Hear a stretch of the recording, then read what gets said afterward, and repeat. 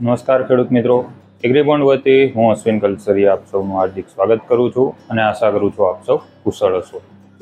હવે આજનો જે વિડીયો છે એ ખાસ તમામ ખેડૂત મિત્રો માટે કે જે શિયાળુ પાકનું વાવેતર કરી રહ્યા છે કે જે એનું પ્લાનિંગ કરી રહ્યા છે. આપણે ચણા, જીરું, ધાણા, ઘઉં જે પણ શિયાળુ પાકનું આપણે વાવેતર કરવા માંગીએ છીએ તો એની અંદર આપણે સૌ જાણીએ છીએ કે અત્યારે ઘણા લોકો ઝીંકની ભલામણ કરતા હોય છે. ઝીંક સલ્ફેટ જે છે આપણે પાયામાં આપવાની અથવા તો પાછળથી શિયાળુ પાકમાં ઉપયોગ કરવાની ભલામણ હોય છે, કારણ કે ઠંડીની જે ઋતુ છે ખાસ કરીને શિયાળુ સિઝનમાં ઝીંક જે છે એ ખૂબ અસરકારક છે. ખૂબ જ આપણી જમીન અને પાક બંને માટે ખૂબ ઉપયોગી પોષક તત્વો છે, કારણ કે આપણે સૌ જાણીએ છીએ કે ગુજરાતની જે જમીન છે ને એમાં સૌથી વધુ સૂક્ષ્મ પોષક તત્વોમાં ઝીંકની ઉણપ જે છે સામાન્ય રીતે આપણને વધારે પડતી જોવા મળતી હોય છે બીજા પોષક તત્વો કરતાં. તો હવે ભાઈ ઝીંક જે છે એ આપણે મોટા ભાગે ઝીંક સલ્ફેટ સ્વરૂપે આપવાનો આગ્રહ અત્યારે માર્કેટમાં જે જલ્દીથી અવેલેબલ થાય છે એના આધારે આપણે આપવાનો આગ્રહ રાખતા હોઈએ. અત્યારે જે સમસ્યા શું હોય કે ભાઈ શિયાળુ પાકનું વાવેતર કરવું છે તો ઝીંક સલ્ફેટ પાયાની અંદર આપવું છે તો એની સાથે ફોસ્ફરસ યુક્ત ખાતર મિક્સ કરીને આપી શકાય કે નહીં. ટૂંકમાં ભાઈ ફોસ્ફરસ યુક્ત ખાતર આપણે સૌ જાણીએ છીએ કે ભાઈ ફોસ્ફરસ છે આપણે નાઇટ્રોજન, ફોસ્ફરસ અને પોટાશ પાયામાં આપવાના જ છીએ, તો એની સાથે ઝીંક સલ્ફેટ નાખીને અપાય કે નહીં. કારણ કે વૈજ્ઞાનિક કારણો છે એની જગ્યાએ સાચા છે. આ સિવાય ગયા વર્ષના અમુક ખેડૂત મિત્રો અનુભવ જે આપ્યા કે ભાઈ ચણામાં વાપર્યું હતું, ચણાના પાકમાં એનું રિએક્શન જોવા મળે છે, છોડ લાલ થઈ જાય છે. ઘણીવાર ઘણા અલગ અલગ પ્રશ્નો ઘણા ખેડૂતોને જોવા મળ્યા છે. તો ભાઈ એનું કારણ શું છે અને આપવું જોઈએ કે નહીં, અને હકીકતમાં કયા ખાતરો સાથે આપી શકાય. તો સૌપ્રથમ જો વાત કરીએ તો આપણે સૌ જાણીએ કે ભાઈ ફોસ્ફરસ યુક્ત ખાતર એટલે કે કયું, તો એક તો છે આપણું ડીએપી સિંગલ સુપર ફોસ્ફેટ. આ સિવાયના એનપીકે છે, 20-20-13 છે. બીજા જે છે એક તો વોટર સોલ્યુબલ છે, એની વાત આપણે પાછળ રાખીએ. હવે જો ઝીંક સલ્ફેટ છે અત્યારે પાયામાં આપવું હોય તો આ સિવાય એક તો તમને 33% કરીએ જેને મોનો કહેતા હોઈએ છીએ, બીજું હાઇડ્રા એટલે કે 21% જે છે ઝીંક સલ્ફેટ મળતું હોય. પણ મોટા ભાગે જે અત્યારે તમને માર્કેટમાં મળી જશે એ છે 33% જે સરળતાથી મળશે. 21% પણ મળી જાય છે, પણ 21%માં શું થાય, એની પર ભેજ લાગી જાય ને એટલે એ ખાતરમાં થોડો પ્રશ્ન આવી શકે, એટલે સ્ટોરેજના કારણે એ ઓછું અવેલેબલ લોકો રાખતા હોય છે. બાકી મેજોરિટી જે છે 33% સરળતાથી મળે છે.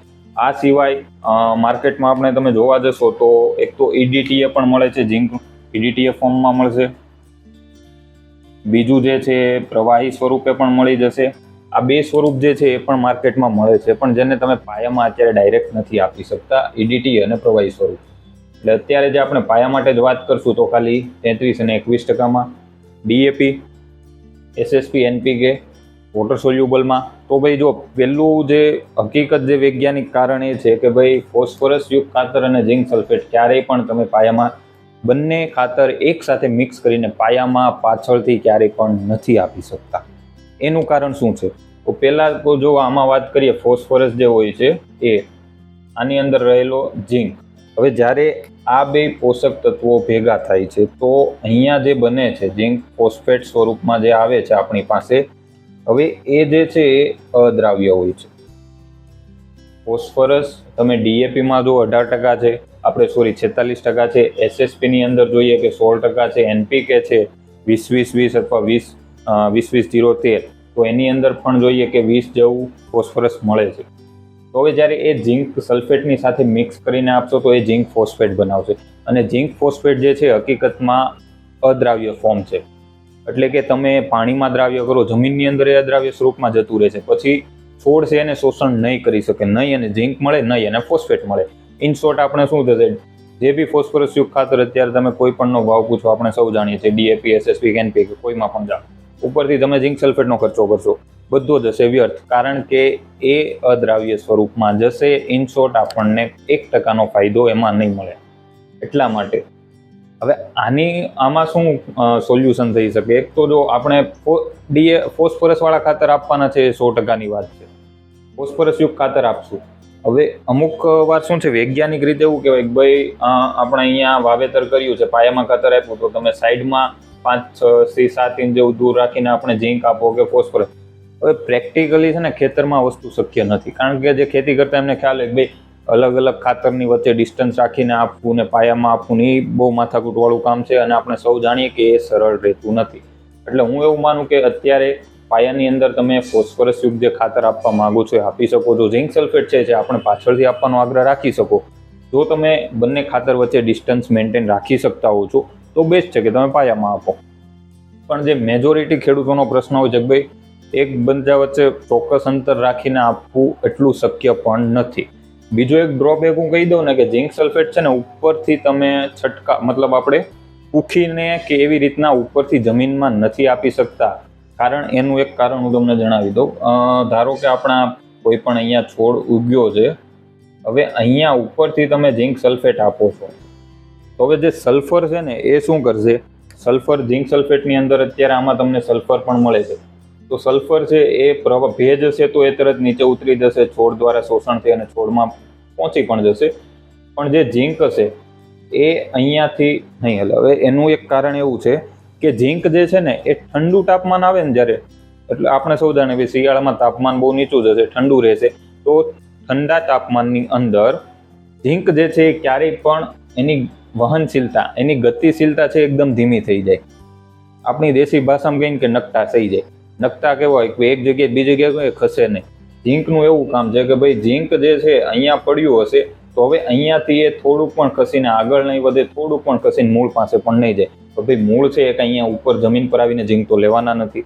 એટલે આ ગયા વર્ષે પણ મેં આ બાબતે જણાવ્યું હતું કે ભાઈ ઝિંક સલ્ફેટ છે ઉપરથી પૂખીને પણ ના આપો. પાછળથી જો કોઈને આપવું છે તો બેસ્ટ છે કે તમે એને પછી સ્પ્રેની અંદર આપી દો. સ્પ્રેની અંદર પણ પ્રોબ્લેમ ક્યાં થશે ખબર? વોટર સોલ્યુબલ ખાતરની અંદર. હવે વોટર સોલ્યુબલમાં બી આપણે જાણીએ છીએ કે અત્યારે 05234 છે આપણી પાસે, અથવા તો 1261 તમે લઈ લો. હવે ક્યાંક ને ક્યાંક આની જો આમાં ફોસ્ફરસ છે કન્ફર્મ છે, પણ ક્યાંક ને ક્યાંક જે ઝિંક સલ્ફેટ છે એ આની સાથે પણ થોડોક રિએક્શન આપી શકે છે. એટલે વોટર સોલ્યુબલમાં જ્યાં ફોસ્ફરસ હોય છે ત્યાં પણ બની શકે ત્યાં સુધી એને મિક્સ નથી કરવાનું. એટલે ઘણા ખેડૂત મિત્રોનો ગયા વર્ષના તો જેને કડવા અનુભવ થઈ ગયા છે એમને ખ્યાલ જ છે, પણ જે ખેડૂત મિત્રો હજી પણ પ્લાનિંગ કરે છે તો એમને એટલું જ કહીશ કે ભાઈ ફોસ્ફરસ યુક્ત ખાતર સાથે ઝિંક સલ્ફેટનો ફોર્મ ક્યારેય મિક્સ કરીને ઉપયોગ ના કરવો. પાયામાં કરો છો ફોસ્ફરસ યુક્ત ખાતર આપી જો. બની શકે જેને ડ્રીપ છે ઝિંક સલ્ફેટ ડ્રીપમાં આપી જો. આપણે વોટર સોલ્યુબલમાં પણ બને ત્યાં સુધી ફોસ્ફરસ યુક્તના જે કોમ્બિનેશન છે 05234 1261 છે 1919 વાળા જે કોમ્બિનેશન છે બને ત્યાં સુધી એની સાથે અવોઇડ કરો. 0050 કે બીજા જે આપણે હોય છે 13045 એવા ખાતર સાથે મિક્સ કરીને આપી દો.